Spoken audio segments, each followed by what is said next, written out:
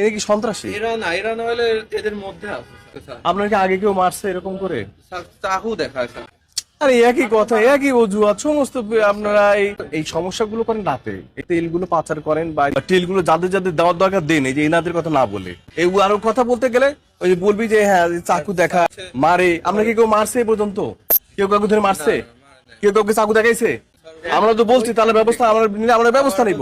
সে political মানুষ হলে আমরা তাকে ব্যবস্থা নিব। মানুষের সাথে চলতে গেলে এরকম ঘটনা অনেক কিছু ঘটে।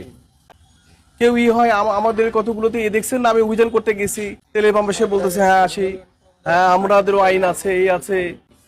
মানুষ তো সবসময় ফ্লাড করবে না, এখানে 18 কোটি জনসংখ্যা, সবাই তো একটা আচরণ করবে না। তাহলে মেডিকেল করে বুঝাইতে হবে। কেউ ভয় দেখাবে, আমি এখানে কাজ করি আমাকে ভয় দেখায় না, তাহলে আমি থেমে যাবো? আমার তো অনেকই ভয় দেখায়, আমি বড় বড় জায়গায় ধরি, হাত দিচ্ছি, এটা করতেছি, আমাকে ভয় দেখায় না? আমি থেমে গেলে তো হবে না। মানে যে অজুহাত কতটুকু যুক্তিযুক্ত? আর মানুষ তো মারা যাবেই এক সময়, তো ভালো কাজ করে মারা যায়।